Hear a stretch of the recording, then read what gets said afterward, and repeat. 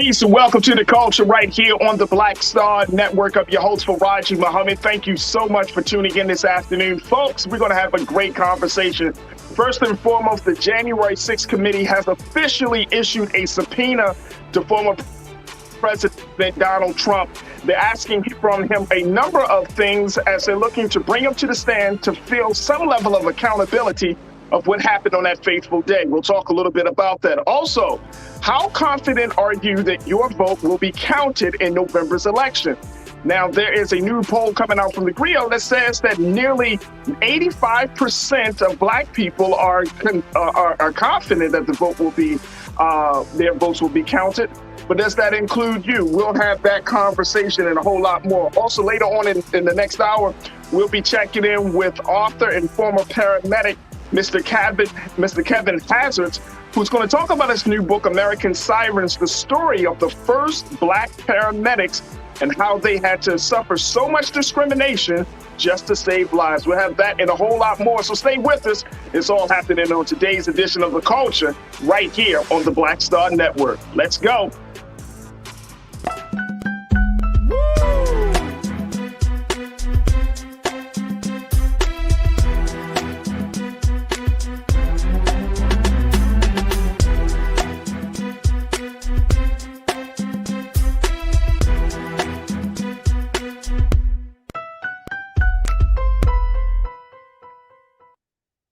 Folks, welcome to the culture here on the Black Star Network. I'm your host, Farajii Muhammad. Happy Friday, folks. Man, oh man, it took us about 5 or 6 days to get here.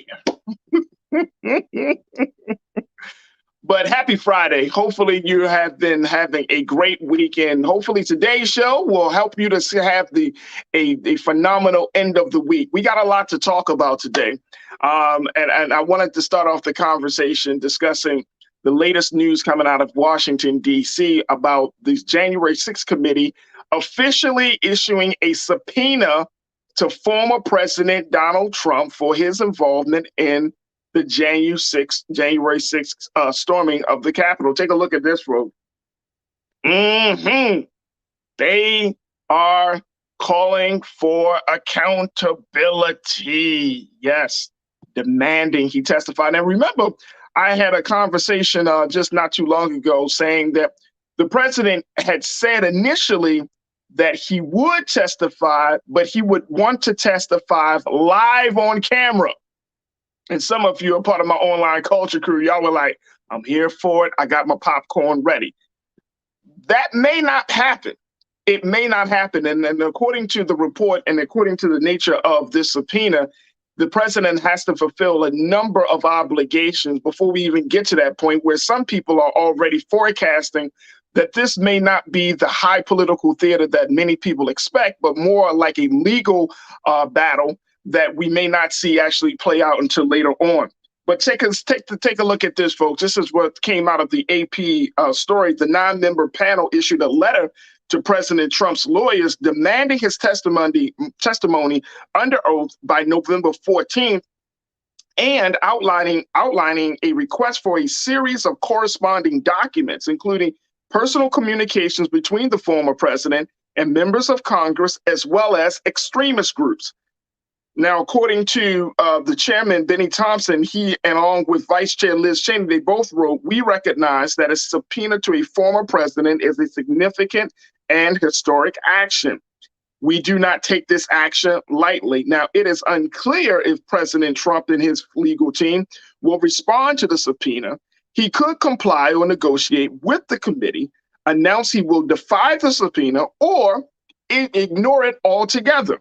He could also go to court and try to stop it. So the president seems to have a number of options, which might not be a win for him. Now, also tied with this, we know that as the January 6th committee has been issuing subpoenas for a lot of the president's associates, we know today it was also announced that one of the close strategists and allies and former strategists and close friends of the president, Steve Bannon, he was sentenced to 4 months in prison because he decided not to adhere to the subpoena that was issued by the January 6th committee. So he's going to be doing 4 months. However, he's not going to jail just yet. He's going to be out until they determine. I think they're calling for to see if they can appeal this case until all of the details have been determined. But we will see how that play out. But if former President Donald Trump decides not to go, there might be some pros and cons in all of these options. So I wanted to have this conversation. Certainly join us in the discussion. My online culture crew, y'all know how we do. Hit me up on the YouTube and on our Facebook streaming, as we're streaming live right now. And also check us out on blackstarnetwork.com, of course. And let's have a conversation about, what do you think the president will do? And do you think it's going to be in his best interest not to get involved in this? Share your thoughts on this. And let me bring in Culture Crew member Bakari Jones, who is an advocate and an activist, a strategist, and just a sister that's been involved in the struggle for years here in the city of Baltimore and across the country. Bakari, good to have you back on. How are you today? Happy Friday. Happy Friday, man. Glad to be back, man. Yeah, absolutely. Another week. Absolutely. All right, Bakari, I had to bring you in on this one. Yeah. So what do you make of this latest situation with January 6th committee and Trump with this subpoena? You think he's going to comply? It's a roll of the dice, Farajii. It's a roll of the dice. I do. I believe that he's going to comply. Whatever path he takes, I see Trump leveraging as much of his social political capital as possible to make this as large of a media spectacle as he possibly can. I think those are all opportunities that he will have to engage with his base again. So to me, yes, I think if Farajii, I can't say I don't know, but my thought is that whichever path is going to create the biggest audience, I think that's the path we'll take forward. Right. So on one hand, that's a good metric. I feel like, when you mentioned, will cameras be in the courtroom? That to me, it's a tremendous opportunity for him from a media standpoint. So I think whichever path is going to create the largest audience is the path that he will likely take moving forward. So here's the interesting thing about that, Bakari, because initially, like I say, it was reported that he wanted to do like a live testimony. Mm-hmm. He wanted to do, he probably wanted like a prime time special type situation going, right? His people around him, his lawyers, advisors, no, don't do it. Like, that's not the move, right? And one of it's like that was a further glimpse into his thinking. Like, he's thinking, how can I get my name out there? How can we do this in the biggest, boldest way that we possibly can? How can we make this a circus, right? How can we make this a thing? Yeah. But not thinking about, bro, you still under oath. Right. Like, anything that you say not only will be heard by the committee, now it will be fully heard by the American people. Mm-hmm. So, and if you decide to do this, it's going to be major, major blowback to everything. Absolutely. And I'm saying that this is for them to say, this is going to be a blowback for everything that you wanted to do. It's like antithetical. Mm-hmm. So it's interesting. I think I'm going to go back to what my original analysis of and Bakari, you can tell me I'm wrong. I think he's like Jack Nicholson in A Few Good Men. I think he wants to tell his side of the story. Mm-hmm.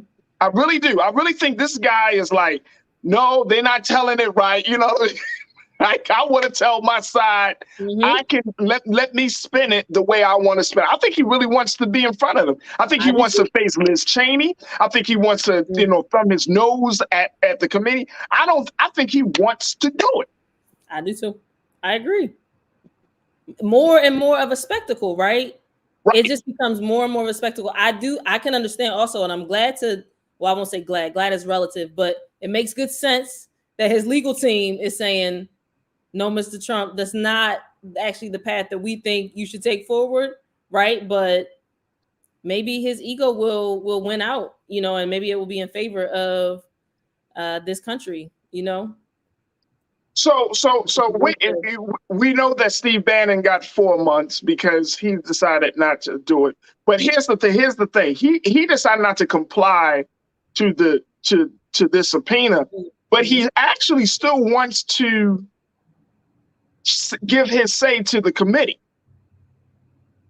He wants to do it in like a very like closed door type of situation. He doesn't have the same right, but he doesn't have that same level of pomp and circumstance, you know, in you know, related to his personality, I think, as former President Trump does. So to me, that makes sense that they would both, you know, that they would take such diverging approaches. To me, that makes, you know, I think that makes a lot of sense given, you know, how both of them have moved. Right. Absolutely. Absolutely. Let's go to our online culture crew, hear what they got to say. Folks are checking in. Jawan, thank you so much for kicking us off this afternoon, sis. You said we already know Trump will fight it, but if he doesn't comply, prepare a cell for him next to his buddy Bannon. Laughing emojis. I'm telling you, Trump wants to go down. If he goes down, he wants to go down in like fiery flame, like blaze, like imaginary blaze of glory. You know what I'm saying? But he, you know, I think a part of this too speaks to the reason he wants to do it so bold and all of those things.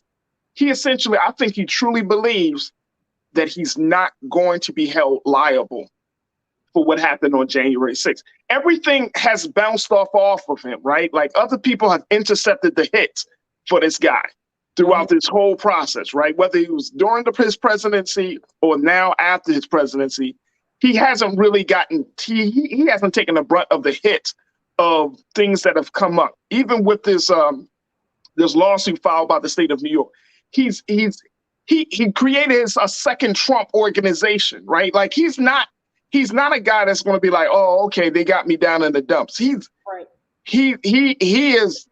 doesn't think that he can get caught.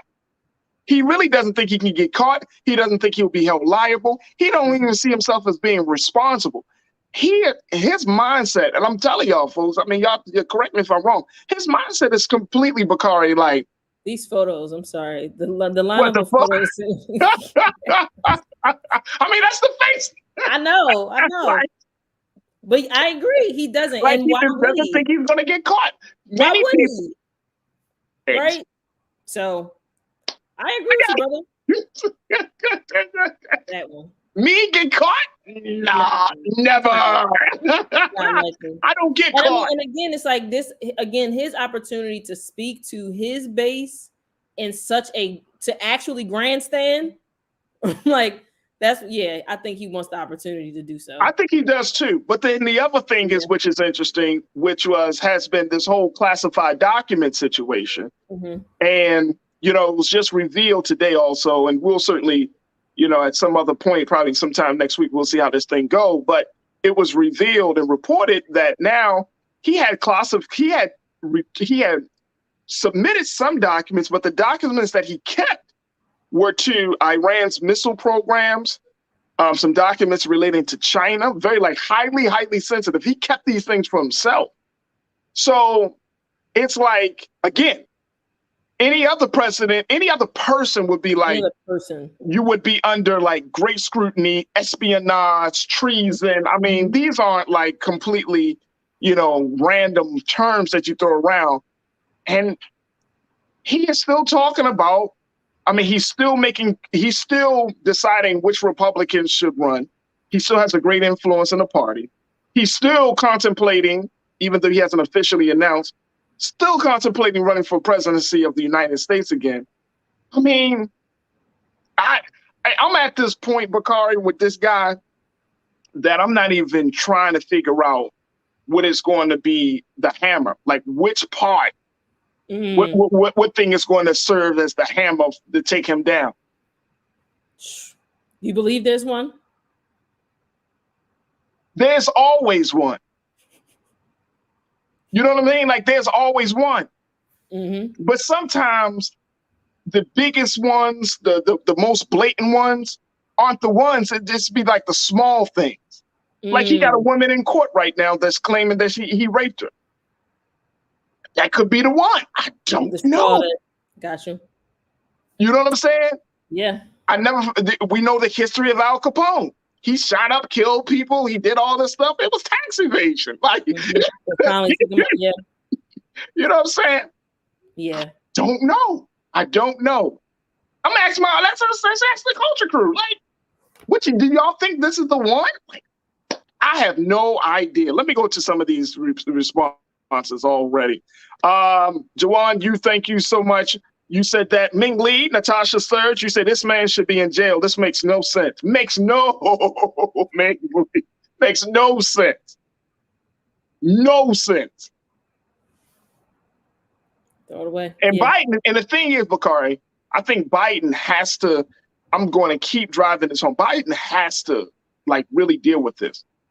Because every time Trump gets into trouble, Trump is able to spin the conversation, spin the story, make it work for him. As it works.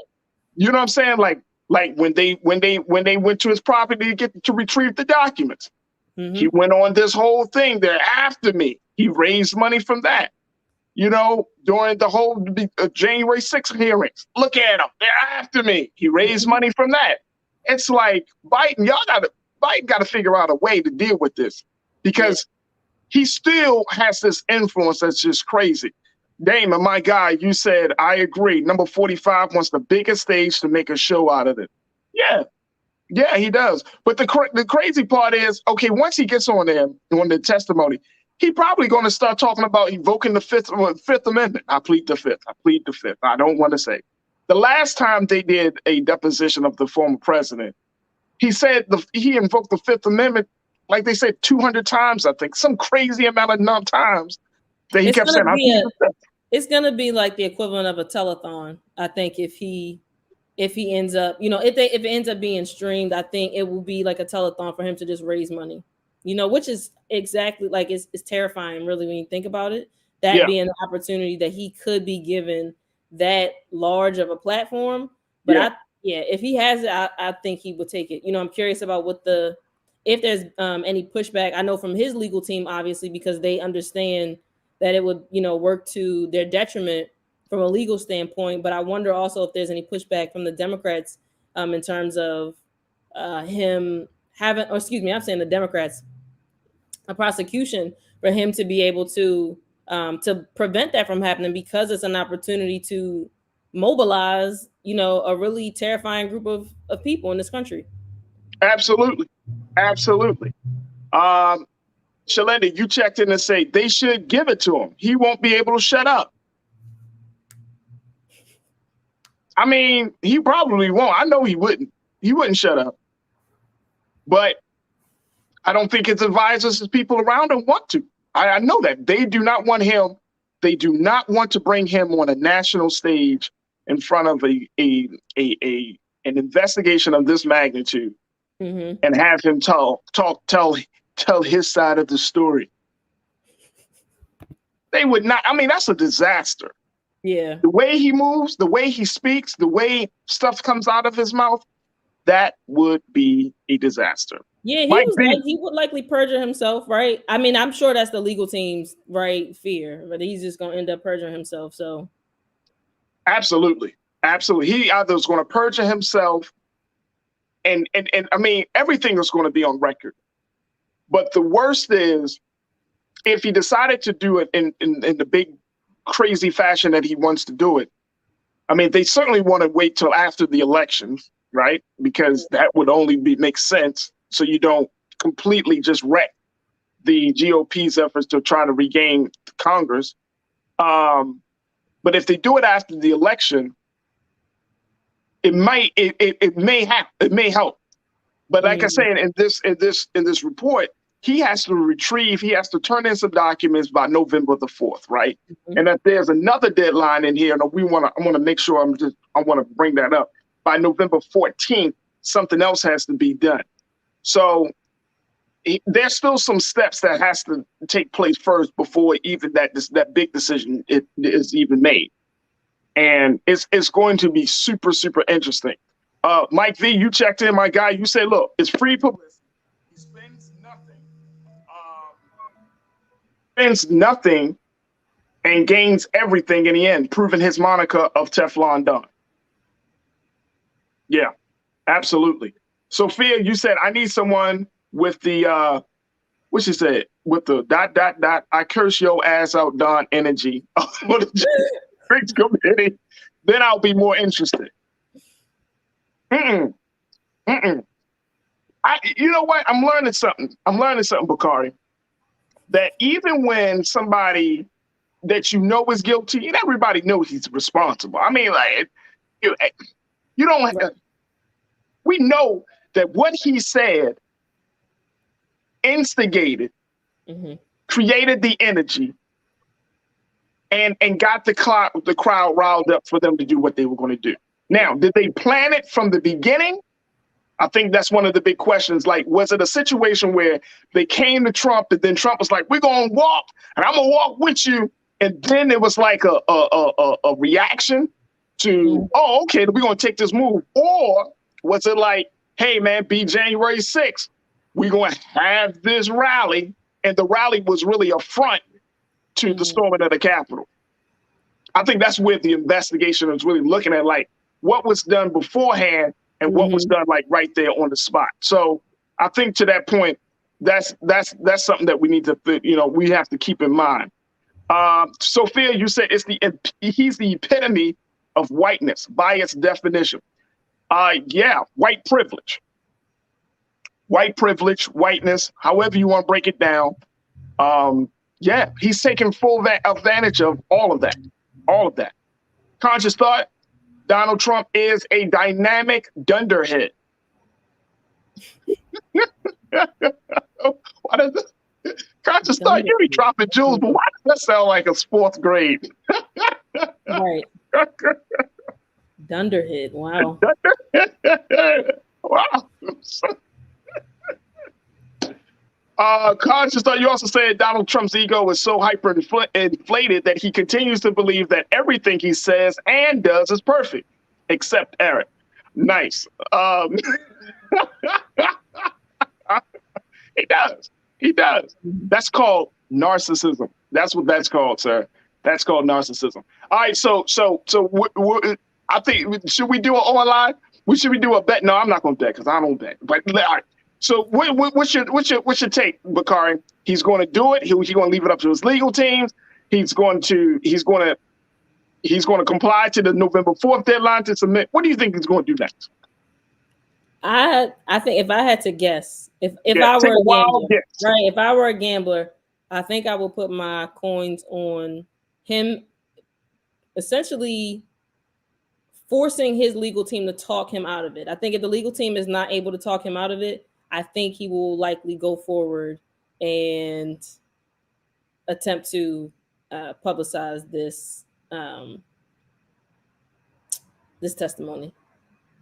So you think he's going to really push for a public testimony? I do. Okay. That's okay. I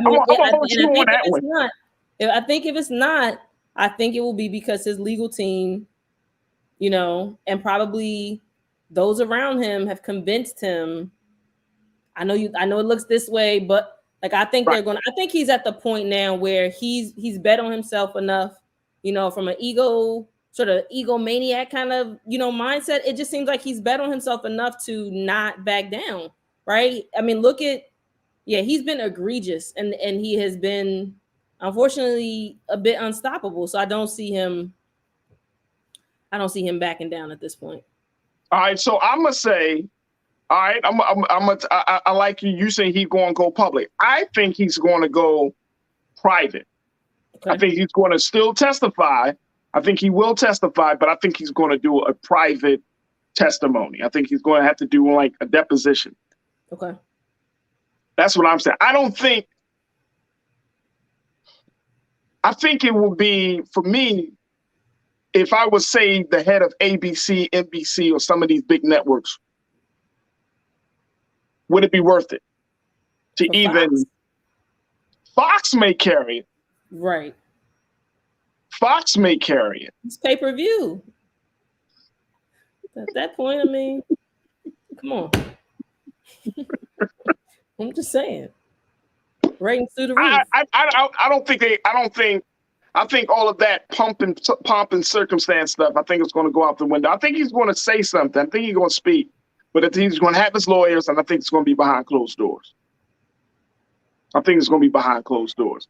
Now, it will be interesting to see how the January 6th committee responds to that. So that's the other thing, right? And like I said, folks, we're going to certainly keep our eyes open, but he has not been good on keeping up with deadlines for, I don't know why they set a deadline for November 4th for him to turn over some documents. The man hasn't turned over documents from the time he was president. So what's been 2 years? Yeah. We'll see if he complies to that. That will be interesting in and of itself. All right, folks. If you checked it out, we got a poll up right now on our YouTube as we're streaming live on YouTube. We're asking a question: will Trump testify before the January 6th committee? We got folks coming in. Hey, Keenan, let's keep that poll up for a little bit longer. I don't want to. It will be interesting. I know folks are just checking in. So if you haven't had a chance to vote in the poll, we just asking. You think he's going to testify? Yes or no? Give us your thoughts, and then at the end of the next segment, we will certainly tell you the results.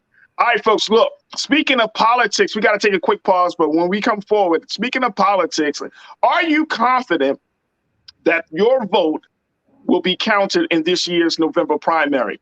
I'm asking a question because now that we know that the Republicans are screaming about election integrity or the lack thereof, many Black folks still hold on to the faith and hope that democracy is going to work in this year's election. I'm going to share with you what the Griot said in their latest poll, and I want to get your take on that. So stay with us. That discussion is up next here on The Culture, right here on the Black Star Network.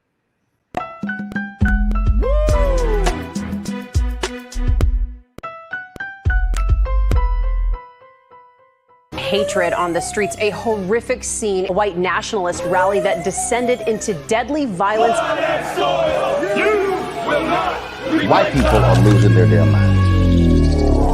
As an angry pro-Trump mob storms the U.S. Capitol, we've seen We're about to see the rise of what I call white minority resistance. We have seen white folks in this country who simply cannot tolerate Black folks voting. I think what we're seeing is the inevitable result of violent denial. This is part of American history. Every time that people of color have made progress, whether real or symbolic, there has been what Carol Anderson at Emory University calls white rage as a backlash. This is the rise of the Proud Boys and the Boogaloo Boys. America, there's going to be more of this. Here's all the Proud Boys, guys. This country is getting increasingly racist in its behaviors and its attitudes because of the fear of white people. The fear that they're taking our jobs, they're taking our resources, they're taking our women. This is white fear.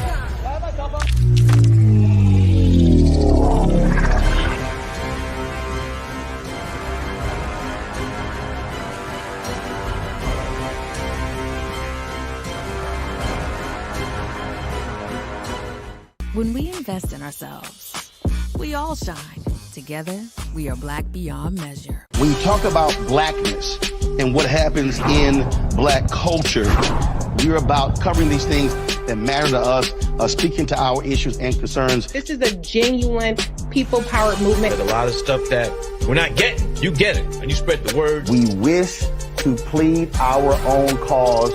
Too long have others spoken for us. We cannot tell our own story if we can't pay for it. This is about covering us. Invest in Black-owned media. Your dollars matter.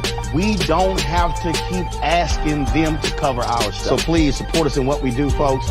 We want to hit 2,000 people, $50 this month, raise $100,000. We're behind 100,000, so we want to hit that. Y'all money makes this possible.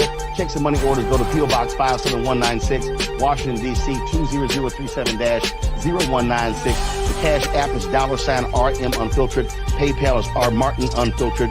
Venmo is RM Unfiltered. Zelle is Roland@RolandSMartin.com. Welcome to Atlanta, one of the most expensive housing markets in America. But rather than help out, Brian Kemp cashed in. He made hundreds of thousands of dollars in real estate. His net worth skyrocketed. And while Atlantans struggled to stay in their homes, Kemp gave $10,000 tax handouts to the richest Georgians and a nearly $700 million no-bid contract to his campaign donor, Brian Kickback Kemp, making Georgia work for him, not you.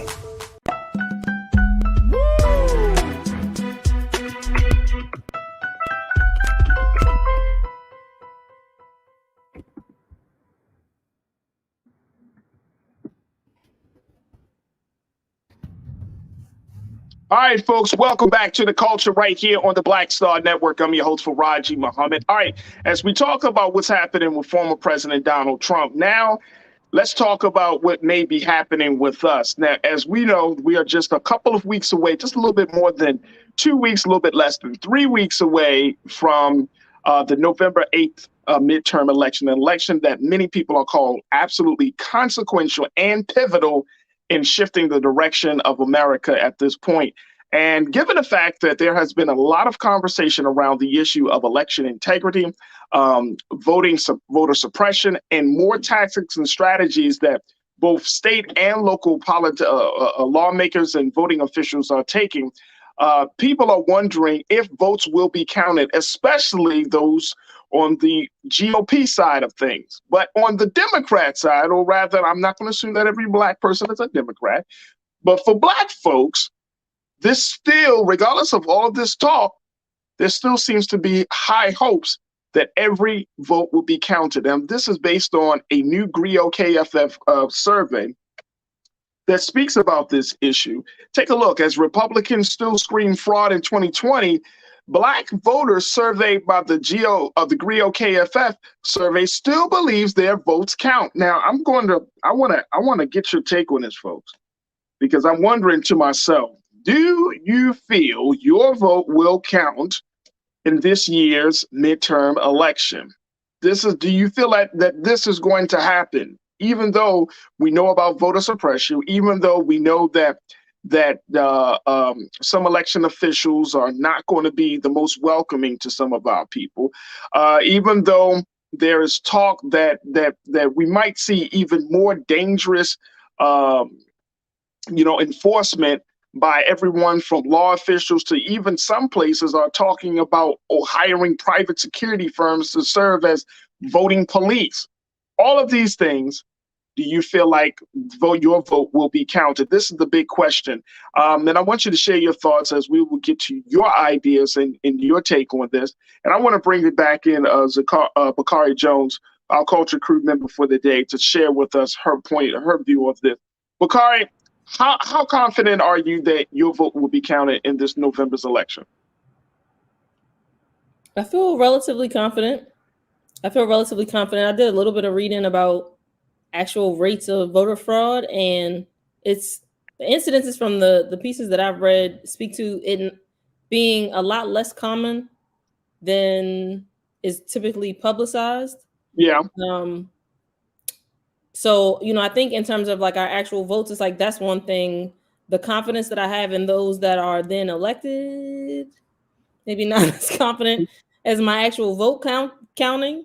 Okay. And I, just to be honest, it's so many different layers, right? We're talking about whether or not our actual votes will count. And one of the things that I learned this year is just learning about the actual cost of running just like various levels of political campaigns, Senate versus city council, just the range and how much those races themselves can cost.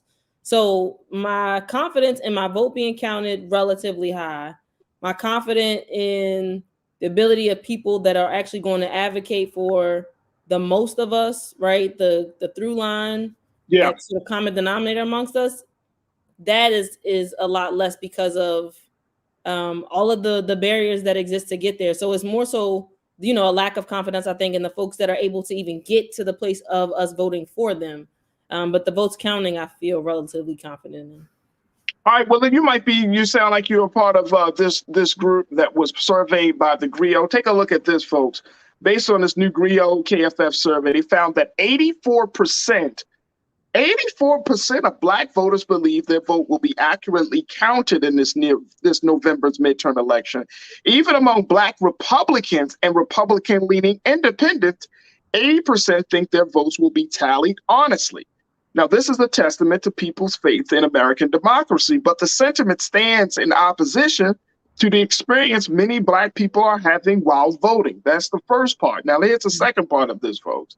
Take a look. That 71% of Black voters said they were worried about voter suppression, and 45% are concerned about voter fraud interfering with a fair and accurate election in their state. Also, Many Black voters say they've been a victim of voter suppression tactics. 20% of Black voters said they had experienced at least one form of the voter suppression tactics asked about in the poll. This includes 12% who said they have had their voter registration questioned or told they were not registered to vote, and 11% who said they requested a mail-in ballot that arrived after the election or not at all. Wow. But I think it's still telling, Bakari, that you still have a very high number of people who say, look, my vote is going to be counted. I mean, we're not talking about 50, 60%. We're talking about 80, 84%. People are still saying, hey, I believe my vote is going to be counted, even Black Republicans. So for me, when I read this, it showed that we still have as much talk as we talk about breaking away from the system, as much talk as we talk about all of the voter suppression issues. We still have a very, very high hope that things are going to go as planned when it comes to counting votes in this year's election. We still have a very high hope. And even though we know, I will say, and this, I hope I'm not like jumping the gun here, but this election might be more pivotal than the presidential election. And we still have a high hope that it's going to work out, which I think is very interesting. We Black folks, man, you gotta love Black folks, man, because even in the midst of all of the stuff, we like, no, but it's going to work itself out. And I don't know if that's the gift of us as a people, or that's the curse. You know what I'm saying? That we operate from. What's your take? You know, I think if, you know, on some level, it feels like I believe that, you know, our votes will be counted in part because of the suppression tactics that we are also witnessing, right? Like, I think on some level, and I don't know what level of like double, triple sort of mind games, you know, or Jedi mind tricks are being played if, you know, the votes aren't counted, and we are also trying to leverage voter suppression tactics. I think the tactics themselves, I think, speak to the possibility of those, you know, and the likelihood really of those votes being counted. So that's kind of, you know, that's where my mind goes, right? And when it comes to the suppression, I feel like we have plenty of examples of that. We see polling places being moved last minute, you know, folks being told that they're not registered when they were, or, you know, they're registered when we understand all of those things being into play. And it's kind of like, if you can cross all those hurdles to get to the finish line, then we think it'll be counted. But we also believe and know to be true that there are going to be a lot of hurdles, you know, on the path to getting there. So let me ask you this, because we've been talking about this throughout the week, Bakari, that, you know, you might like the real like X factor of the voting block is going to be 18 to 29-year-olds, right? Like there are a number of articles and pieces that are out there saying that the next generation, the young, may not be so enticed to go to the polls this year because they're just not connecting to the candidates. Then they feel like the candidates not speaking to the issues that are important to them. So with this hope, right, do you feel like we may need to change our strategy in terms of talking about voting? Because Black folks vote. If we kind of come say, well, that's the reason why Black folks don't vote. No, actually, we vote. We come out in numbers. Now, are we going to always come out in Barack Obama 2008 numbers every single election? Right. No. But Black folks vote. So I think that if we're using that as the point of driving people, like we don't vote as often, that's not true. We're voting. And this just goes to show you, we're not only voting, we hope. We have a high hope. We probably have more hope than the people that actually work in the system. You know what I'm saying? We hope. And then I want to go to Shalinda. You made this point. You said, well, Black people are the most optimistic people on the planet. We vote. Let's say Black folks in America. How about that? I don't know around the globe, but let's say Black folks in America, because we vote, we hope, we believe in this system of things. So it would be interesting. Do you think we need to change up the rhetoric around getting people out to vote? if this is, since this seems to be the case. I do. I mean, I think that as we continue to grow and evolve culturally, I think that the guilt, sort of like that guilt-ridden rhetoric that we use around, our ancestors dying, which is true, right? We know that to be true, but that doesn't have to be the only piece of history that's leveraged to galvanize folks to actually get out and vote. So I think there are lots of opportunities that we have when it comes to being strategic around, like, especially in specific neighborhoods, communities, right? Like cities, there's a lot of opportunity to say, look, if we come out and do X, Y can happen, right? And I think that there's a little bit of a disconnect oftentimes between folks that are driving and developing policy and sometimes, those that are able to actually, galvanize voters. And I know it ultimately boils down to a numbers game, but I think in terms of creating language that's more readily accessible, I think that guilt, from at least for me, right? Like that guilt piece is like, it's only going to get me but so far. And if I'm not holding on to that piece of hope, which, I think the Griot's point, it sounds like a lot of us are still holding on to that. Why are we not leveraging more of that language? So I do think that, I think there's going to be, just in general, I think there will be a natural evolution. I think especially as we continue to diverge and divest away from the church, right? Like I know, a lot of us raised in those like Abrahamic faiths. I think the further that we get away from that, I think that guilty sort of language will start to subside as well. Absolutely. Absolutely. We got a tweet about Black men coming out to vote. Keenan, if we can throw that up on the screen, please, brother. Here's take a look, folks. This says that black male voters in Georgia turned out in record-breaking numbers for the first day of early voting. And who is this from? Let me see. Who is this from? Just let me know. And I haven't seen one news media article mentioning this story. I think we all know why. So if Black men are coming out in record numbers in Georgia, and big shout out to the brothers that are coming out, but Bakari, I've been coming across pieces that Black men are also thinking about voting for Trump, and I'm not joking. No, we know. You know what I'm saying? That brothers could come out, but then are they coming out looking? Are they voting blue? Are they voting red? Who they voting for? I don't know. I don't know if, and here's why I'm bringing up the question about the messaging. And I think to your point, you make an excellent point. I mean, the messaging is, okay, yeah, come out to vote, right? Okay. But if we come out to vote and say we vote opposite what we expect, then we got another problem. We have another problem, but we also have more data.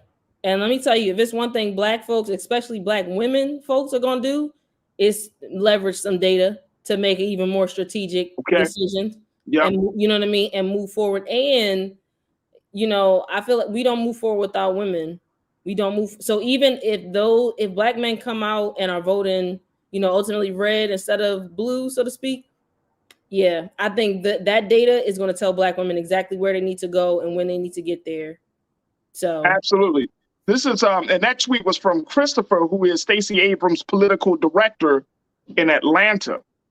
And Bakari, you actually said that there's another element of this as we talking about getting Black people to vote. There's something else happening in Atlanta I didn't even know about till you brought it up. What share with the crew what you read about? Yeah, I just perusing the streets of Twitter. The town hall streets of Twitter. Okay, okay.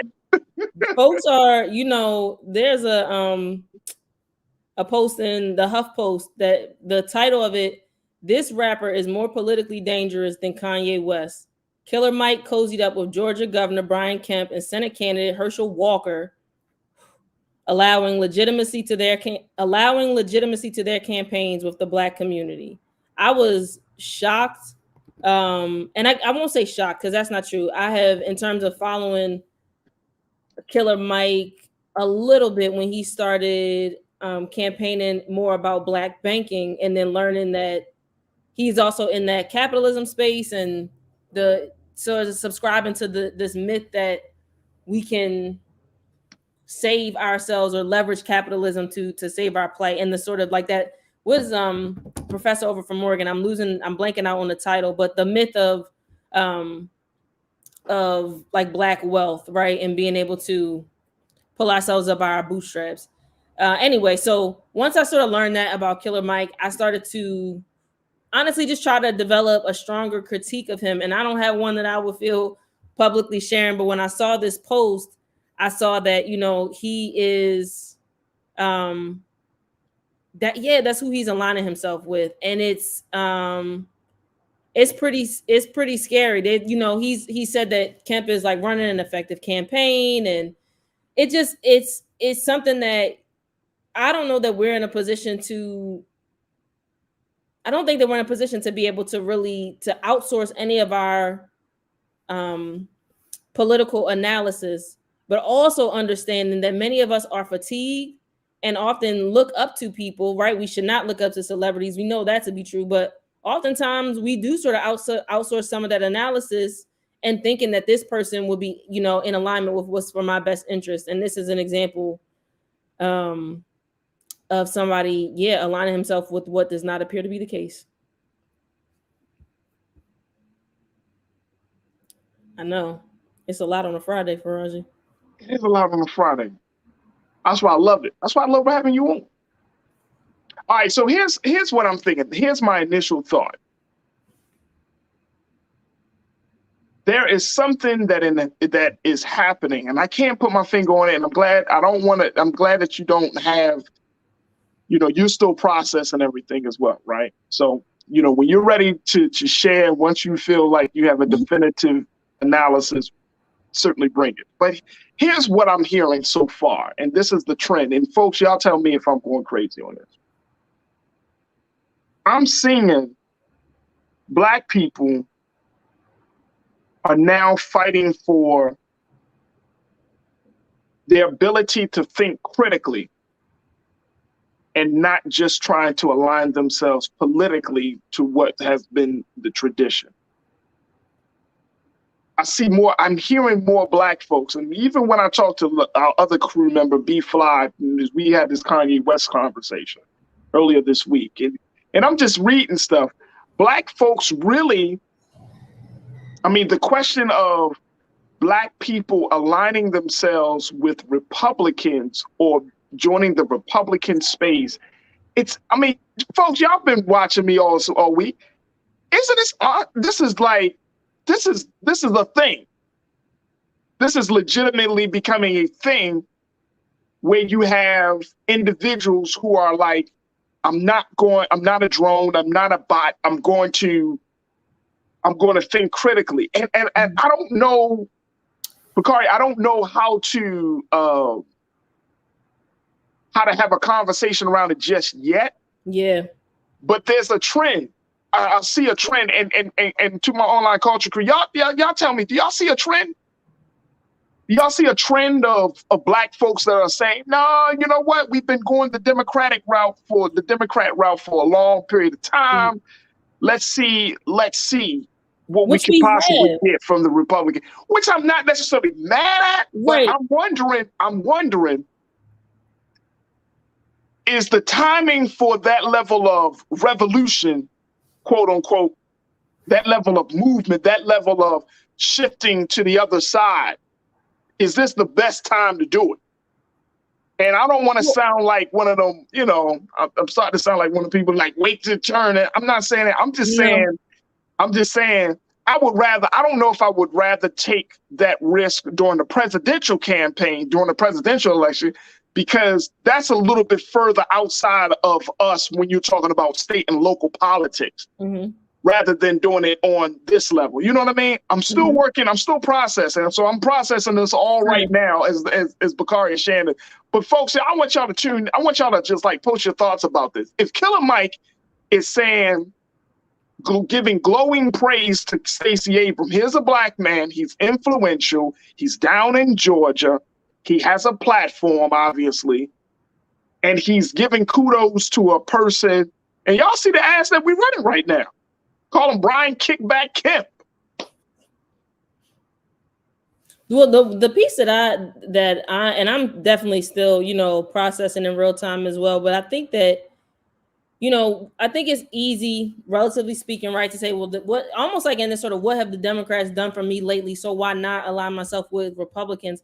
But I think it really boils down to both of these parties being anti-Black, and collectively, many of us saying this is less anti-Black, right? So just literally being in a position where we have to choose the lesser of two evils, but that means being fully aware, completely conscious of the fact that both of those entities are evil and not 100% in alignment with what we need culturally to achieve, a level of safety and the space to transition from surviving to thriving in this country. Yeah. I think that, we look at the Kanye West that start to align themselves with the Republican Party. I think it's almost as if they've gotten to the certain level where, people start to say, like, I don't even see color, right? And it's like, well, what does that mean? How can you not see nuance? How can you not see the brilliancy of these colors and recognize what that means about colonization and rape culture and patriarchy in this country? What do you mean you don't see it? You don't see all of that? Yeah. So I think that, and I do, unfortunately, we live in a capitalist country. So I do think that it's possible for certain people to amass a level of power, like financial power, social, political capital, to be able to leverage that power in ways that lead them to believe that race is no longer. We could go down the record.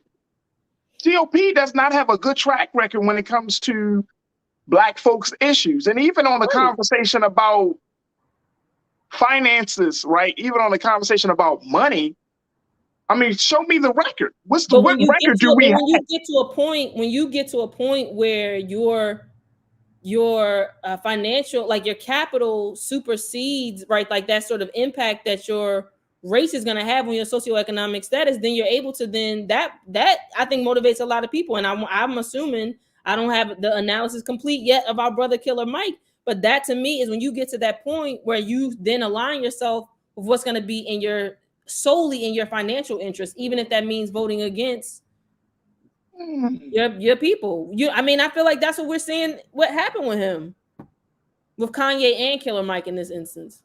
Yeah. And that goes back to something a point I made earlier this week, Bakari, when I was like, there's this hope that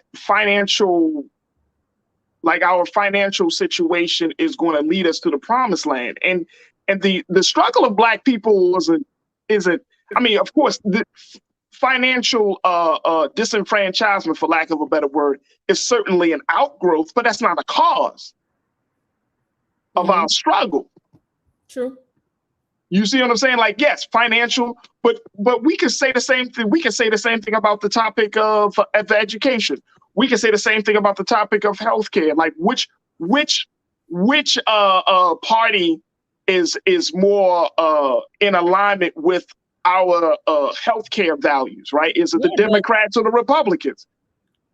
You know what I'm saying? Yes. It was President Obama that opened it, that really, not just him, but I'm saying recent years, they're talking about healthcare for all. We all can benefit from something like that, right?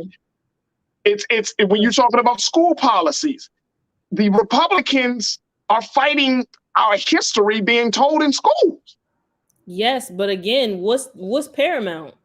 The capital is what's paramount, and I believe that. I'm trust and believe. I'm not mad at you. I think you're making an excellent point. You're making an excellent point. But I'm just trying to. I'm looking like this because to the people that are watching and who believe that, it's like, but the dollar is losing its value every day in the world market.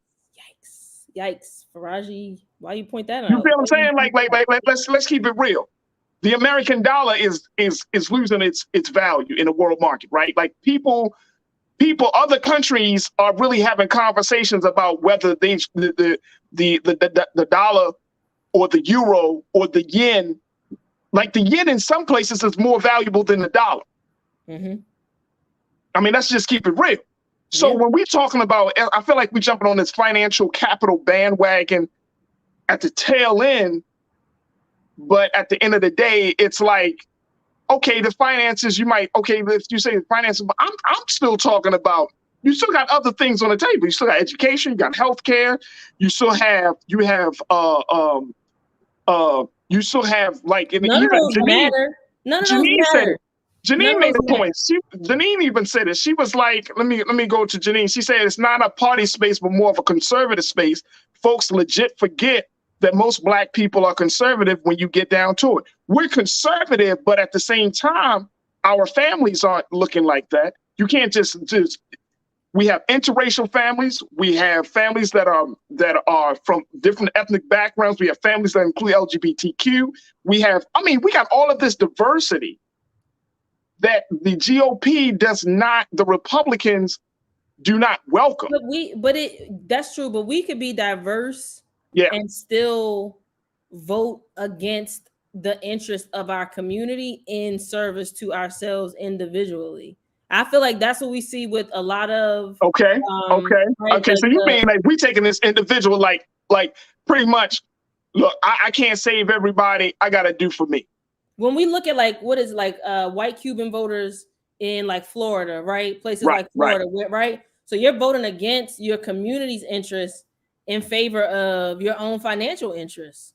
And that's all it boils down to. I mean, I think from my perspective, so it's something that I think is unfathomable for us when you look at it through a communal lens. But once you've gotten to that level, I just can only imagine when you get to that tax bracket, if you have not aligned yourself with communities, like with your actual community in multiple communities, if you got to that scale, what do you do? But you privatize your healthcare, you privatize your children, your education, your children's education, you privatize everything. Once you have access to a stream of water, you don't care about polluting anybody else's. And I think that's what we're witnessing. I know that's what we're witnessing. It's not, I think. We know that that's what we're witnessing. That's what happened. That's a function of capitalism. And I think that the way that folks continue to vote in favor of their individual interests over communal interests is, And I think I think just that point right there, Bakari, that's the place. I think we are so frustrated. Many of us are tired of us talking community and us and we, that at this point, we're like, yo, bump all that. I'm just trying to get something for me and my family. I'm trying to get ahead. I'm tired of being in this space. I'm trying to get a little status. I'm trying to get privilege. I'm trying to get some sort of financial freedom. Like whatever way I need to get it. And you believe it. And you believe it. And you're like, you know what? They do it, so why can't I? Whatever way I can get it, I'm gonna get it. I gotta think about me and my family alone, which I can understand. And I'm hesitant because I don't know how we can quote unquote be conscious and then still have a view like it's only about me and mine instead of it's about we and us. We all understand that as a human. Like as mammals, right, on this planet, it is a certain survival instinct that we have in order to survive. Like that makes sense.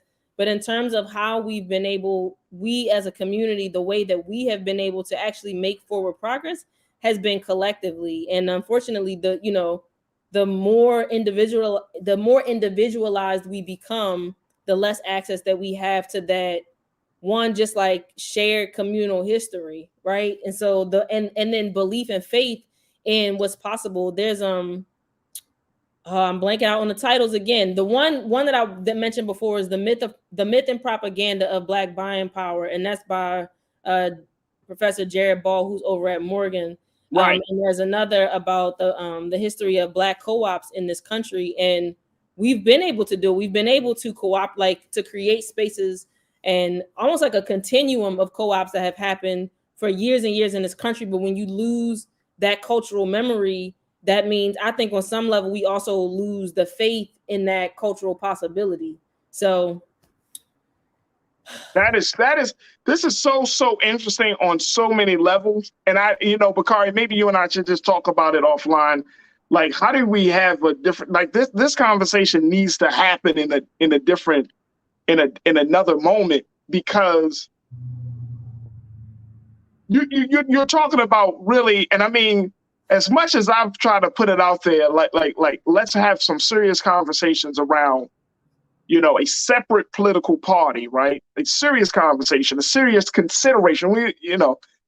But then to see that there is a slow building energy of that's shifting people into this Republicans. Black folks are going into this Republican space and saying, hey, maybe this is the way to go, versus the slow building energy toward a wholly independent political space, right?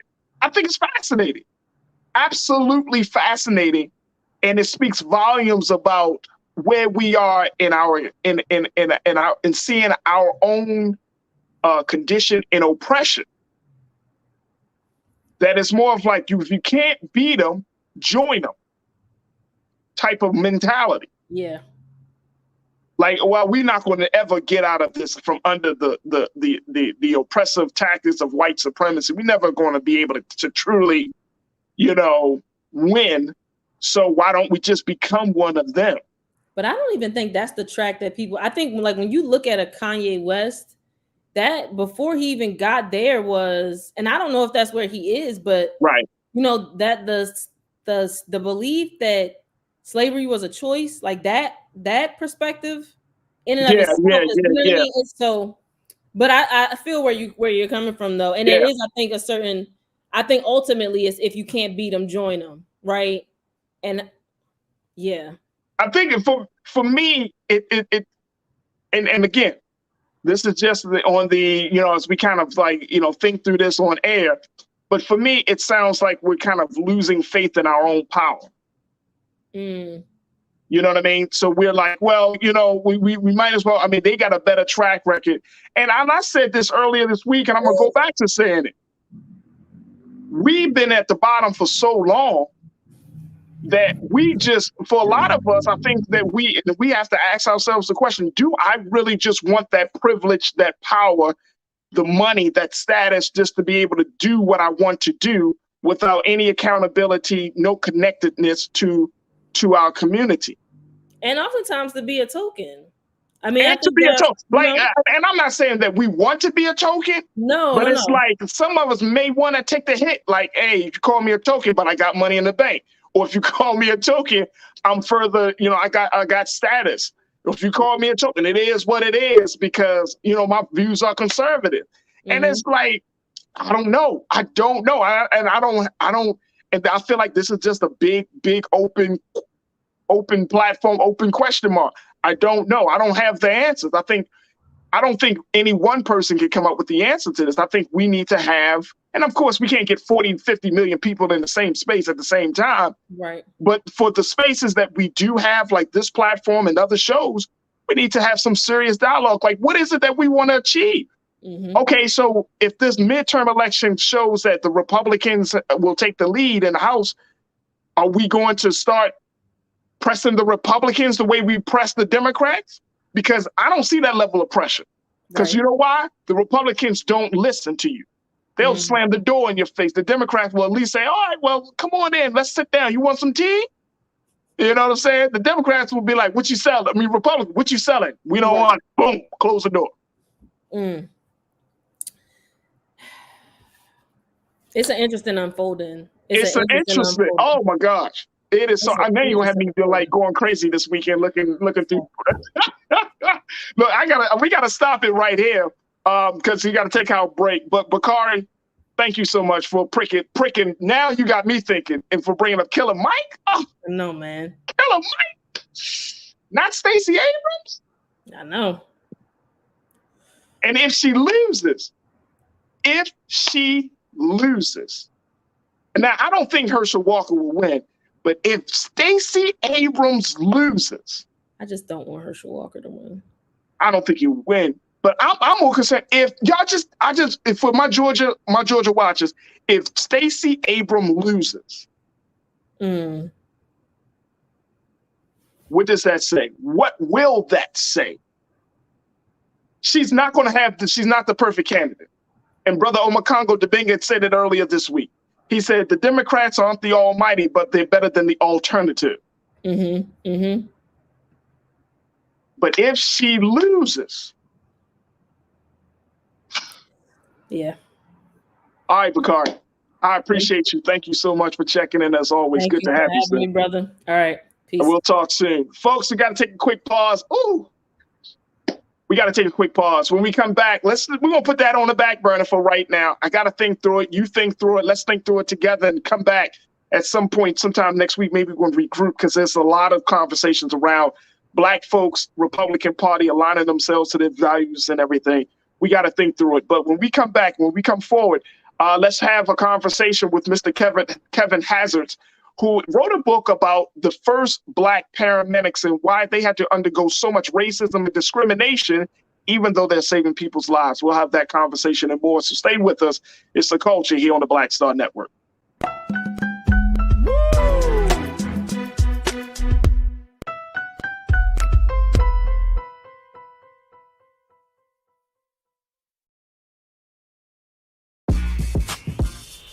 When we invest in ourselves, our glow, our vision, our vibe, we all shine. Together, we are Black beyond measure. Pull up a chair, take your seat. The Black Tape with me, Dr. Greg Carr, here on the Black Star Network. Every week, we'll take a deeper dive into the world we're living in. Join the conversation only on the Black Star Network. I'm Deborah Owens, America's Wealth Coach, and my new show, Get Wealthy, focuses on the things that your financial advisor and bank isn't telling you, but you absolutely need to know. So watch Get Wealthy on the Black Star Network.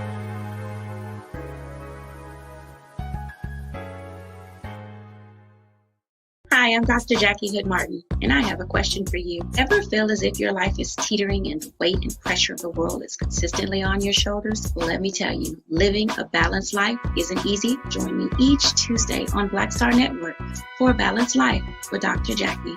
We'll laugh together, cry together, pull ourselves together, and cheer each other on. So join me for new shows each Tuesday on Black Star Network, A Balanced Life with Dr. Jackie.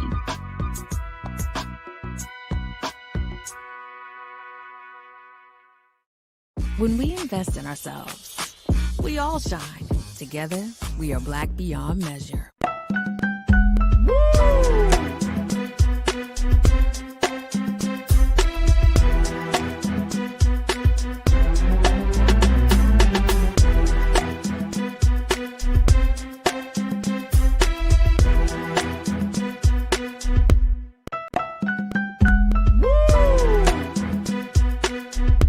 I'm back.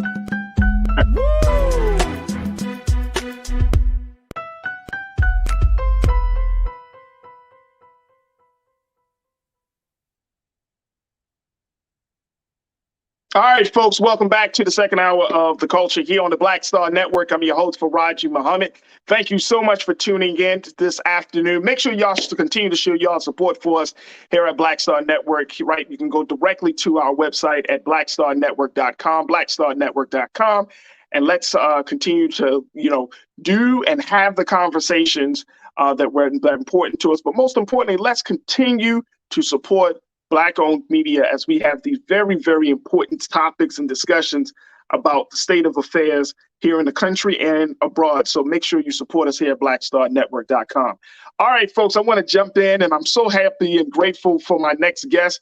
He is an author and former paramedic who has written a book called American Sirens. And this is a book of talking about the first Black paramedics and their struggle to save people's lives, even in the midst of time where their lives were often threatened. So we want to welcome to the airways of Black Star Network, The Culture, Mr. Kevin Hazards. Kevin, thank you so much for joining us this afternoon. How are you, sir?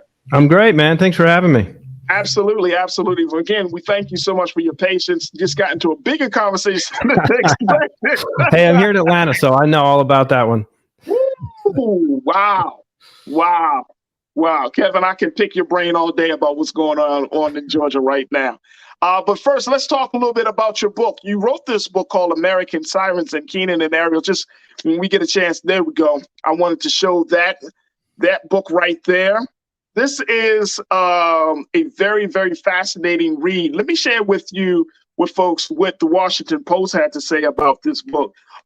Take a look here, folks. This is coming from the Washington Post as they look at this book. They said his book succeeds in recalling long overlooked events. It's a medical and human drama that will make readers appreciate the courage of the first paramedics, the foresight of a physician not content to restrict emergency medicine to other doctors, and the artistry of modern EMS workers. It's also a narrative bristling with the indignities of racism and medical ignorance, has its subjects defied and overcome prejudice, but also were often overwhelmed by both. Wow. First and foremost, congratulations, Kevin, because this is a very, very fascinating read. I don't think a lot of people thought about the stories of the first Black paramedic. What inspired you to write this book? I did the job for 10 years. And somebody at one point said, have you ever heard of these guys? And the truth is I hadn't. This is something that changed my life, being a paramedic, sort of the defining decade of my life, through my 20s. And when it was all over with, I had no idea who started it. That in 1965, there was a group of guys who did this. That, I never heard that. I knew that there was a moment where if you had an emergency, an ambulance, or like a hearse would show up at your house, right? And then the next thing I know, there's this TV show called Emergency with all these guys running around, saving people in Los Angeles. But like the bridge from how we got to a hearse arriving at your house and modern EMS, nobody had ever mentioned that. And then somebody said to me one time, have you ever heard of Freedom House? I hadn't. I looked it up. I realized nobody had ever wrote this history down. And so I started looking into it. And of course, the minute you reach out to the people who were involved, they say, well, yeah, this ended in 1975 and we've been waiting for the world to notice. What took you so long? Wow. So let's talk about the cultural side, because as a white male writing about Black paramedics, right? I know people were probably like, I'm sure your editors or somebody in the publishing world was like, you're doing this, Kevin? Yeah. Well, surely, one, this story has been waiting to be told since before I was born. So when I started calling guys who were involved, none of them said, hey, dude, they just said, thank you. Let's get started. Secondly, again, as a paramedic, like to me, this was an incredibly important story. EMS and ambulances, paramedicine, it shaped who I am. And to me that, its origins needed to be told. And finally, I think if we've learned anything from stuff like the 1619 Project, what we learned is this has been going on for the entirety of American history. And if you're interested in American history, then you're interested in all facets of it. Whether you are a white guy, whether you're a Black guy, these things are a part of who we are from day one all the way up until now. And so, to me, that this was a critical story that needed to be told, and I just kind of jumped all over it. What has been some of the surprising parts of you telling the story? What has taken you, has shocked you a little bit as you read about these stories?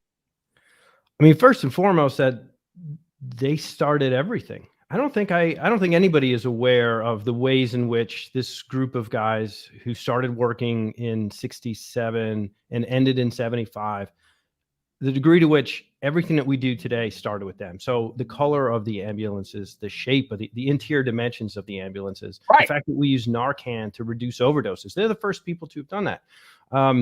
They were in 1975, they're named the national standard by a commission set up by President Gerald Ford, and they field test and then release the world's first standardized paramedic training manual that people used all the way up until the time that I started training in the 2000s. So I was shocked to learn how much these guys had affected the field as it exists today. To me, that was stunning. And then the other thing, which of course in no way was stunning, but over and over again, I was startled by, was how little things had changed. I started writing this book in 2020. So part of EMS, begins, this is a story that's been going on to a certain degree for quite some time. In 1832, there's this cholera epidemic in London, and people's response to hospitals saying, hey, let's grab everybody who has cholera and bring them into the hospital so that they don't infect family members, people's reaction is, well, it's a government conspiracy. There's no such thing as cholera. They're not really, trying to remove you. This is a government trying to control you. In 2020, that was a conversation that certainly spoke to me. And the other side of it, of course, is the racial side. The things that these guys are going through, the things that motivated them to accept this job in 67, the problems and hurdles that they faced from 67 on are the same things that people are facing today. How little the world has changed, to me, was perhaps the most startling thing. The most startling thing.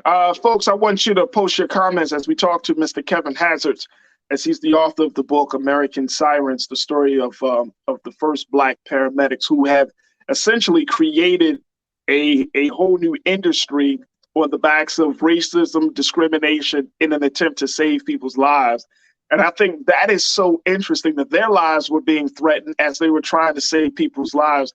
And I'm wondering, Kevin, as a writer, how do you tell a story that humanizes those individuals, right? Because a lot of times when we talk about retelling history, they're put on this pedestal where it's like, either they're quote unquote good for history or quote unquote not so good for history, right? But as a writer, how do you make sure that the human side of them, they're not just a symbol, but that they're human beings who really just at the root of everything they did, they just wanted to see change. They just wanted to do the right thing. They just wanted to be seen as human beings. How do you tell a story in that vein?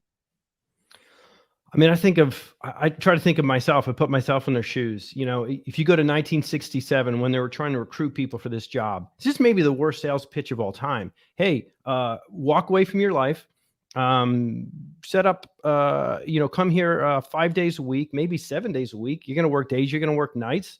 We're going to pay you very little bit of money. And oh, by the way, this training program, which is going to last 8 months, is for a job that technically doesn't exist. For me, that's absolutely the worst sales pitch. So question one was like, why on earth did you say yes? Like, why? What made you go into this? What made you do this? And then, so people, they start explaining what was going on in their neighborhood. Like we sort of know a little bit about the Hill District, and largely, if nothing else, from August Wilson. We've seen the cycle. Denzel brought it to even more people. So we have some understanding of what the Hill District is. That's where these guys are from. So you start to understand, okay, these are young men who are really up against it and who get this awful sales pitch. Well, for them, it's not an awful sales pitch. For them, it is, hey, here's this weird job that's coming out. And I'm not sure I care about medicine. I'm not sure I know what an ambulance is, but I know that if this thing works, if I can make this work, this will be the thing that finally forces the world to reckon with me as a person. That this will be the thing that they can't ignore. This will be the first time that my voice will have to be heard. And that's a very humanizing thing. It almost doesn't matter who you are. You can understand somebody really feeling like the world has turned their back on them and grasping for the one thing that they think might pull them out of it and holding on for dear life. It's moments like that, or, someone's first call. One of the main characters from this book is a guy named John Moon, who's got an absolutely incredible story. Yep. And I asked him, I said, when you first started, because John has been living with this as many of these people have. They have been trying since 75 to get the world to pay attention to their story. So they've kind of told versions of this repeatedly, and so there's a certain degree of like almost glossing over, like, yeah, we did this, because they're kind of used to people asking certain questions. And so I said, all right, let's get back to your first call when you're 22, whatever, and like, were you scared? And and then instantly John starts laughing, right? And it's like, of course I was scared. I was terrified. I thought I was going to kill this woman. Those human moments are the things that really bring it back. I'm glad that you brought up John, because I think his story was fascinating. Do you feel like John kind of went into this process, and all of the other men went into this process thinking that, you put this piece in there from Gil Scott-Heron, one of his most famous lines, "The revolution will not be televised." Do you think that John saw this as a revolution, that the other men saw this as the beginning of a revolution? Or how do they see themselves as in the course of history? I don't think at the time they realized it was a revolution. They were taking incredible pride in a job that was allowing them to serve their community, and more so, it was a job that was allowing them to show the communities that didn't want them just what they were made of.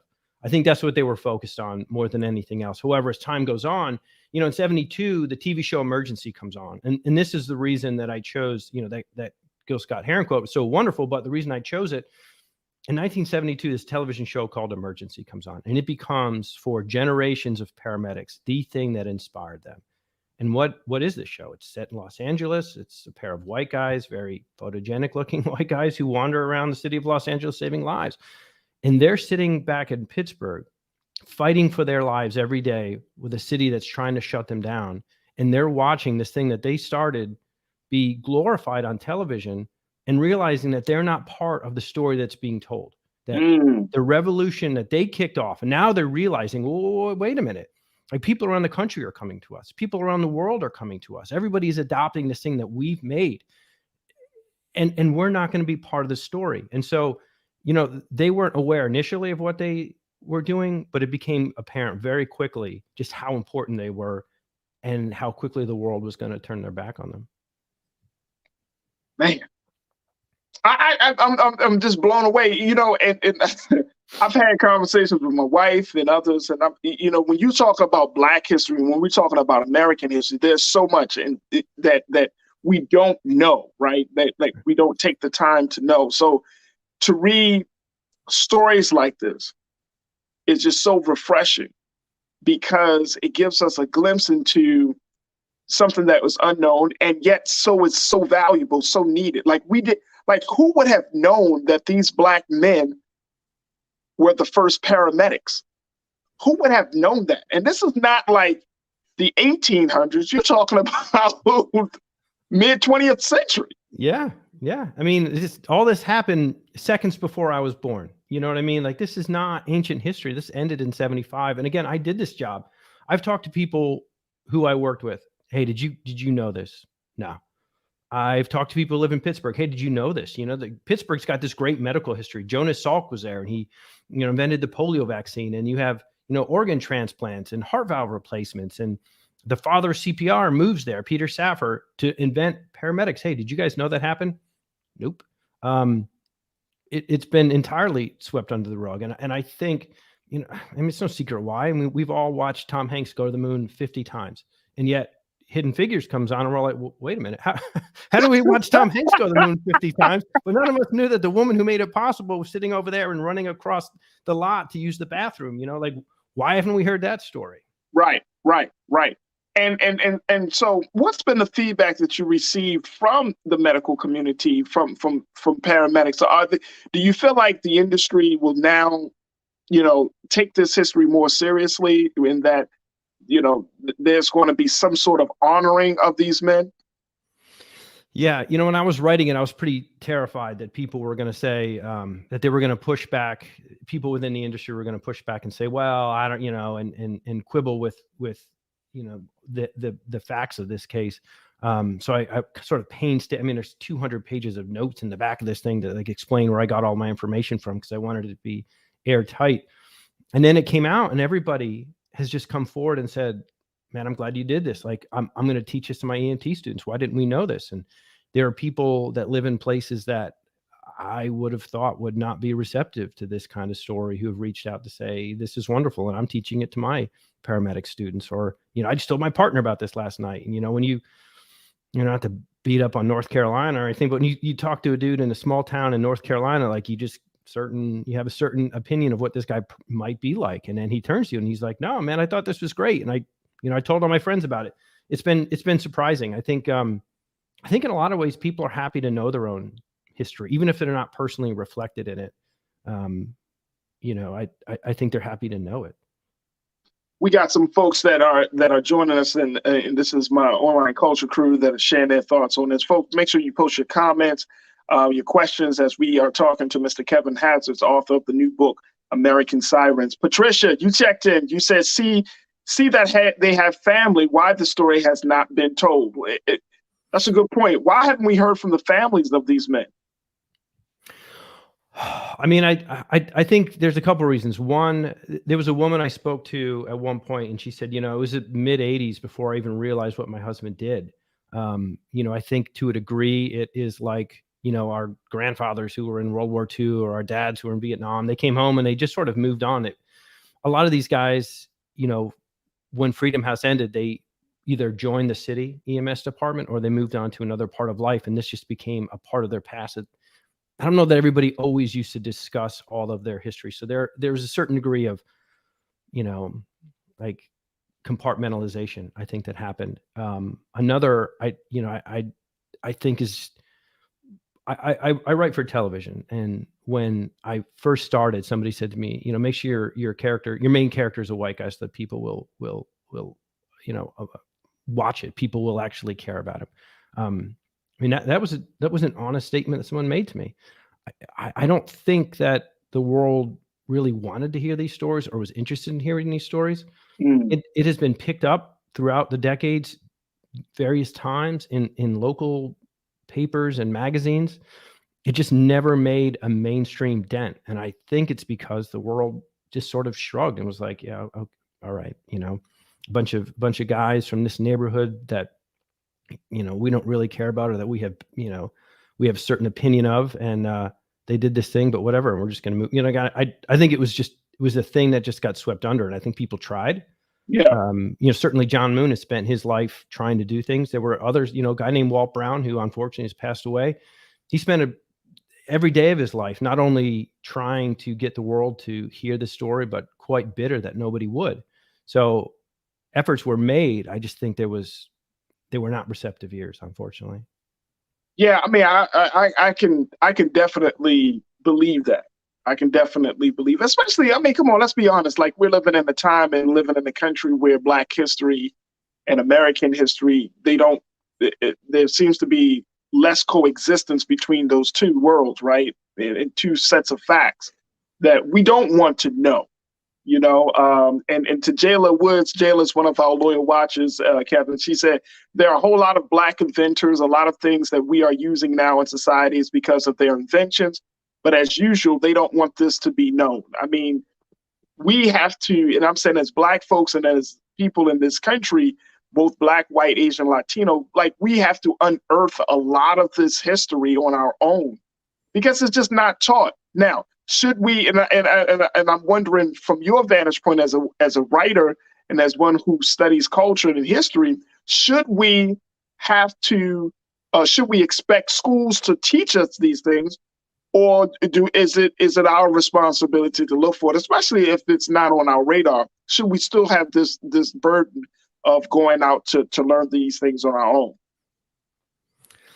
I mean, I think schools should do what they can. My son's in 6th grade. He just finished a World War II section in school, and the things that they didn't cover would blow your mind. I mean, huge aspects of the pivotal moment in the 20th century weren't covered because they didn't have enough time. So I think that everything needs to be, you need to draw out bits and pieces of various things. And, you know, but some of it is going to come down to us. Some of it's going to come down to conversations among people to say, hey, look, this is the thing that we did.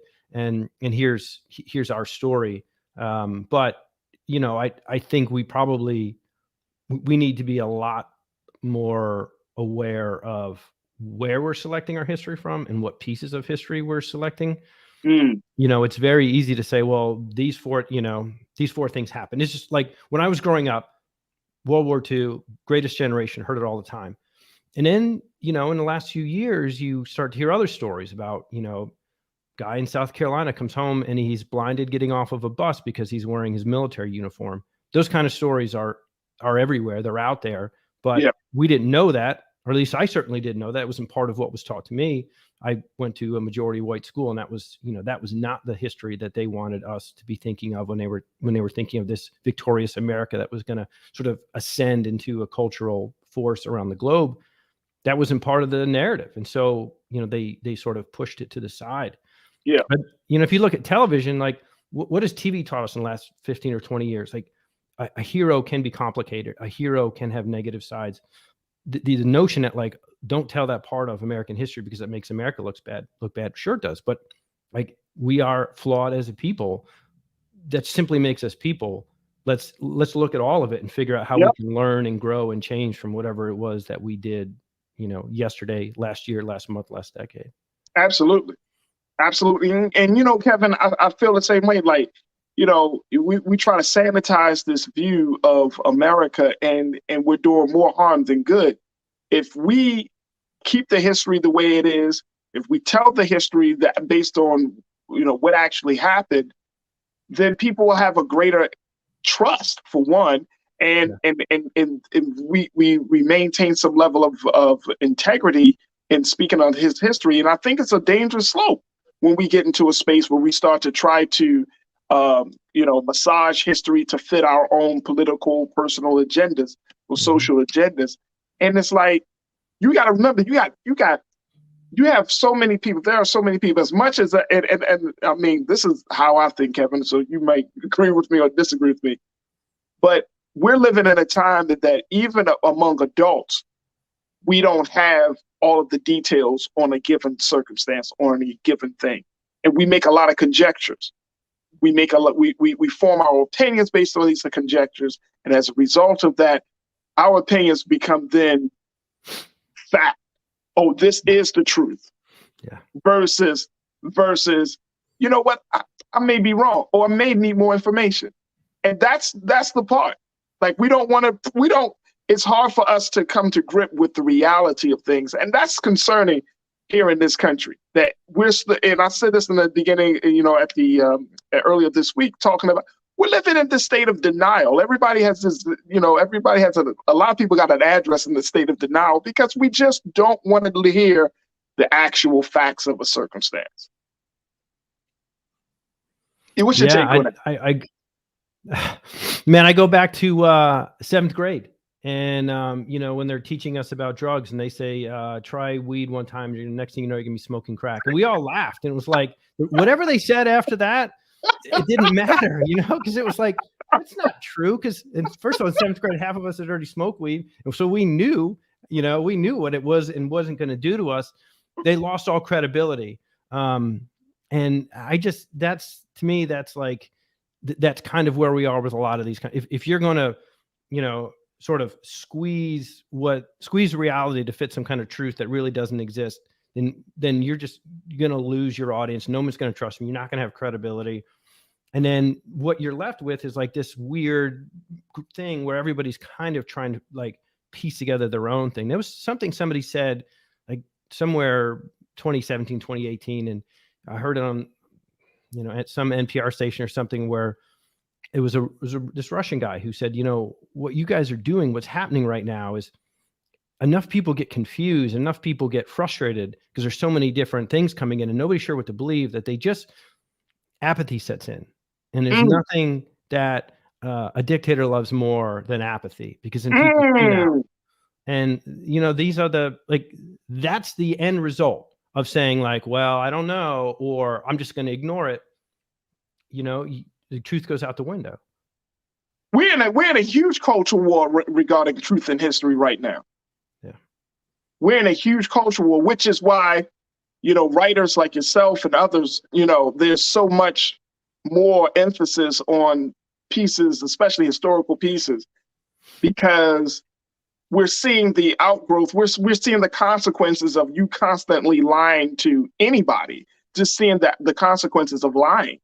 And we can talk about Trump, but Trump didn't invent lies, right? You know what I mean? Like people have been lying, and I think that the ironic part is like, well, the American political system or the social systems that make up this country, like we have been telling the truth the whole lot. Please, none of this stuff has been.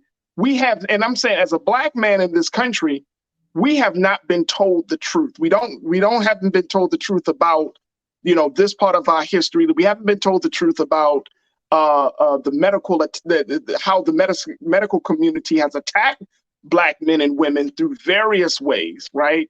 Like, these stories need to be told, and they need to be told in an unadulterated, unfiltered, as close to the truth as possible, because we're never going to move forward in this country if we keep lying to people. It's like a child, it's like you're in a relationship, you're constantly lying to cover up the last lie. You thinking your partner is going to just, okay, but you're just constantly chipping away at the foundation of that relationship. And I think that's what we're seeing here.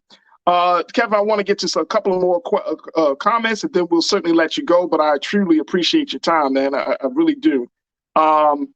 Pedro R&B, you said somebody else always tells our stories. We need to tell our stories without puppet masters. So people sat on information, afraid to speak the truth, or were they threatened to speak out?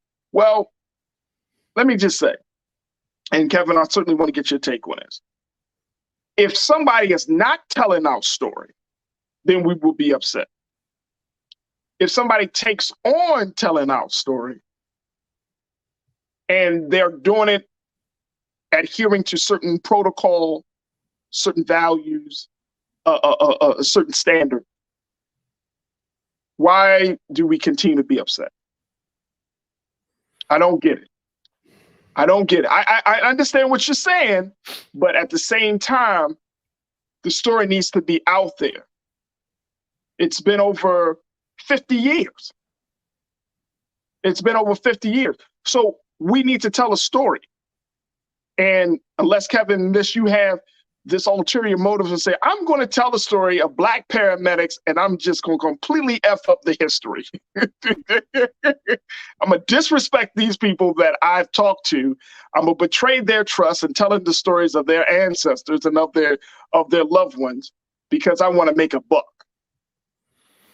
Yeah, I mean, like I certainly understand that I understand frustration, and easy analogy is if you ever watched a movie where somebody was Southern, the Southern accent's always terrible because I guess not a lot of actors could come from the South, so it's always this ridiculous sounding thing, and people from the South always say we're poorly represented. I am certain that plenty of people can look at how much of American history has been told specifically by people who look like me and say too often we're misrepresented. That is 100% a valid argument. What I would say in this particular case is, anyone that I talked to, nobody came to me and was like, hey man, this isn't your story to tell. What I heard was my husband died and I wish the world had known what he did. Or, my sister died and you are not a Jewish woman, but you've done the research and I wish you would tell the world what she did. There's a doctor named Nancy Caroline, who's critical in this story, who has died, but I was able to tell her story. I'm not an Austrian-born anesthesiologist. I told Peter Safford's story, and I'm certainly not a Black man from the Hill. But all I can do is call someone and say, hey, I've encountered this story. I've been moved by this story. I think it's crazy that I've never heard it and that nobody I know has ever heard this story. So would you be willing to sit down and talk with me and tell me what happened? And, at that point, I will leave it up to the people involved to decide how they feel about me, how they feel about this story, what they want told, how they want it told, where they want it told. Yeah. And, I was lucky enough that the people involved said, yeah, all right, I'll talk with you. Let's do this. And to read the book first. Yeah. I'm just saying, just read the book first and then make an assumption. I think that's the case that's the case. And again, I get it because we have been lied to. Our story has often been told by other people, but at the same time, it's been told by other people and the story has been told wrong. So I get it. And we've had those instances happen again and again. But in the case, at this point, read the book. And then once you read the book, find out yourself, then you do your own research and say, okay, I wonder if Kevin is telling the truth on these things. And then follow up with your research. But read the book first. I know that, for example, like this has been an issue with the film Woman King, where people, we all saw the trailer and then we all assumed what the film was about or how it was going to be told, right? And even though there was parts of fiction and that's incorporated in the film, I don't think a lot of people really saw until you see the film, then you realize like, wow, this is this is a great film. This is an eye-opening film. This is a film, and so we're at this point now, just in our sojourn and just in our history. Don't make judgments until after you take in the work. And I think that's the important part about this. Make a judgment after you read the book, after you check out what the story is all about. Let me go to one more. Chris V, you checked in and said they need to be teaching this in school, but we already have an uphill battle from those trying to ban CRT books. We must do our parts as parents to educate our children, our kids as well. Which you mentioned you have your son. When what would you recommend? And I'm saying this in terms of how do you tell stories like this, or how do what did the families, did they say, hey Kevin, look, while you're writing this book, encourage people to get their kids involved. How do we get children involved in this storytelling and loving this history? I think you got to have these conversations, general conversations with the kids around, I think it's very easy to either not want kids around while you're being serious, or to sort of send them to another room if you think something's going to be inappropriate for them. But, I think everybody, if you're having these conversations, if you and whoever you live with, for me, my wife and I sitting around talking, we say this stuff in front of the kids all the time. And it's really, I think that's what awakens some sort of curiosity in their minds. When several years ago, when, Black Lives Matter comes out and we have videotape of police doing terrible things, at the time my son was 9, and like a lot of little kids, firefighters and garbage men and police, like those were all cool sounding things, lights and big trucks. And he sees this and he was kind of shocked, and I could just tell that the earth had moved for him, and he was like, well, but those are the good guys. Well, we don't have that conversation if we push him out of the room, if he wasn't watching the same news that we were watching. But that's a moment where we can say, well, all right, so let's talk about the fact that this is a human institution and there are human beings doing it, and human beings are more often than not quite flawed. And here's terrible stuff that happens. I think he probably views the world differently. Kids who came up in the last several years, they've had a lot, really young kids have gone through everything, from a pandemic to 1,000 other things. We've had our kids involved in all those conversations. And, I think you need that, because people have to know from a very early age, what's going on, what's really happening in the world, what are the truths as we perceive them. Yeah. And that's, I think, what's probably so frustrating about the CRT conversation is like, I don't understand. I really don't get it. Like, history is either history or it isn't. We're either going to teach history or we aren't. I have a hard time with it, with the argument. Facts. Feeling the same way too, Kevin. Feeling the exact same way. Look, Kevin, our time has certainly been well spent, but I truly, truly appreciate you for coming on to the show, and more importantly, to tell this story about the first Black paramedics. And I think it's absolutely important. Has there been talk about? And a couple of our online culture crew members said, "Is there a movie coming out? Has there been talk about taking this story to the next level?"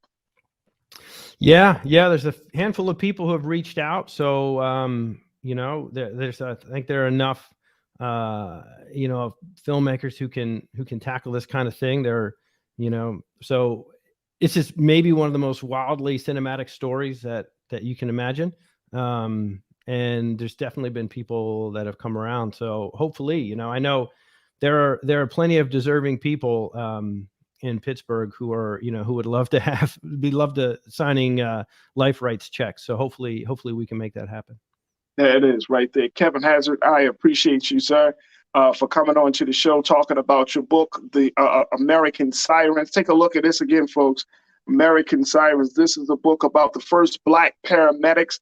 And these are men who decided to just do something to save the lives of their members of their community And guess what? They created a revolution in the process. It is a fascinating read. It is available now where books are sold. And if I'm not mistaken, Kevin, is it on Audible? Can it be downloaded on Audible yet?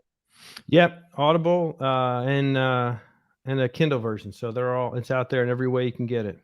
Absolutely, absolutely. Kevin, I appreciate you, man. Thank you so much for your time today, and thank you for putting out this piece of work in history. We truly appreciate it. Yeah, man, I appreciate you. Thank you. Absolutely. Folks, that is going to be the 1-1. All right, so look, I got a couple of things left, and then we'll wrap up the show today, folks. Again, thank you for Kevin Hazard, who is a former paramedic and author of the book American Sirens. All right, here's a little piece. This is something for trends, folks. This is what I see trending right now. Have you heard about Tyler Perry yet? Tyler Perry. This story got me. I just got to bring it up. It's a Friday. Apparently, Tyler Perry got so mad at his accountants that he fired all of them after finding out that the IRS owed him $9 million, folks. Wow. Take a look.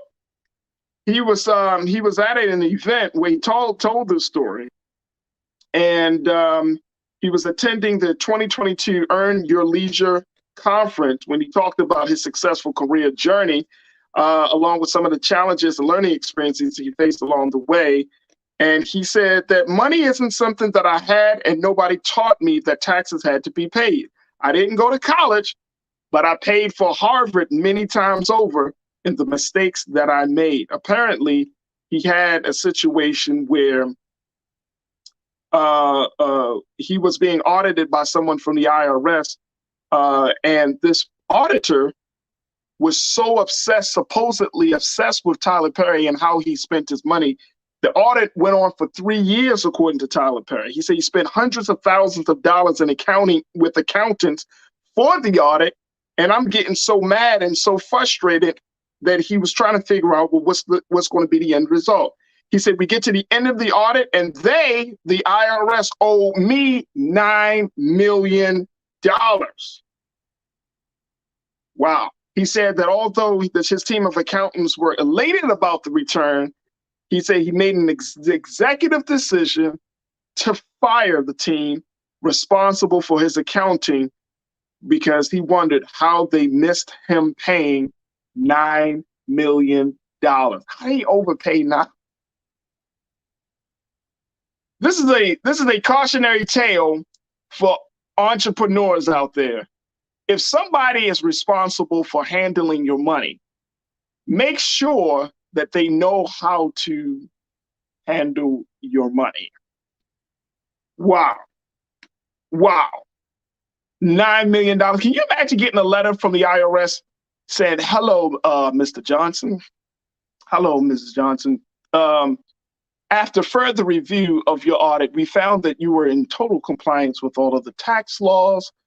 We found that you had paid your taxes every year, and you have actually overpaid us by $9 million. I think I would have fired my accountants too. I would have fired them too. No way am I paying the government that much over. I'm following. I'm following. Yes, Hotep, you said, wow, the incompetence is real. Very real. How do you overpay somebody? Like, I don't even know. First thing, why is the audit like 3 years? Let me tell you something. You know, you only got one job. That's all it is. It comes down to you only got one job. Make sure you have qualified people. That's the other part of this. This is the other lesson. Make sure you have qualified people around you. If you're going into business, and Tyler Perry said it, you know, he's been through it all, you know, ups and downs and everything, you know, make sure you have qualified people around you. And I know that for some of you are entrepreneurs, you know, y'all probably got some horror stories out there, but just know what you're doing. You know, of course, you can't be everywhere. You can't look over everybody's shoulder. So make sure you have qualified people that you can trust and people that know what they're doing around you to take you, your business, and your money to the next level where you don't have to overpay nobody. You give everybody their just due, and that's it. How about that? Oh, man, that's what we got for trends. All right, folks, it's been a fantastic week. I thank each and every one of you for joining me this week. It has been a phenomenal week. Great conversations. I got a number of special guests that's going to be stopping through next week, so you don't want to miss out. Big shout out to my fantastic culture crew. We're looking to do some new things with the show, bringing more folks into the conversation. And, of course, I want to bring you further into the conversation. So trust and believe, folks, over the next few weeks, we're going to be trying some different things because we want to get more and more engagement from you. So stay tuned for that. I'm really, really excited about some of the ideas that we want to put into action here on The Culture. Make sure you do your due diligence and check us out at blackstarnetwork.com. If you haven't downloaded the app on your phone, if you haven't streamed, if you haven't, subscribed to us on Facebook, on Instagram, on YouTube, if you haven't subscribed, you haven't given any money to help us to continue to build this platform, please do so. Take the time out. It only takes a few moments, folks, of your time to give something to support us, what we're doing here at Black Star, continuing to be a voice for the voiceless, continue to talk about the conversations that you don't often hear in other media. And most importantly, to continue to take our conversation, whether it's stating our case, whether it's telling our story, whether it's discussing our culture, to take all of that to the next level. So your support means everything to us here at Black Star Network. So please don't think we take it for granted. Make sure you also check me out on all social media platforms. You can find me at The Real Farajii on Instagram. You can also check me out on Twitter. I love to connect with you, love to build with you. And I thank you so, so much for your ongoing support and for everything that we're putting out there. So make sure y'all follow me. I love to follow you back. And let's continue to build the great community of the culture crew. Let's continue to build the great community for Black Star Network and for Black media in general. All right, stay tuned. Up next at 6 o'clock Eastern Standard Time is my brother, Big Brother Roland Martin with RMU. So stick around for that. And as always, never be afraid to challenge what's wrong, stand for what's right, while being yourself in the process. God willing, we'll reconnect on Monday for another exciting edition of The Culture. So I hope and pray that you have a safe and enjoyable weekend, and I look forward to connecting with you then. Have a good one, family. Peace.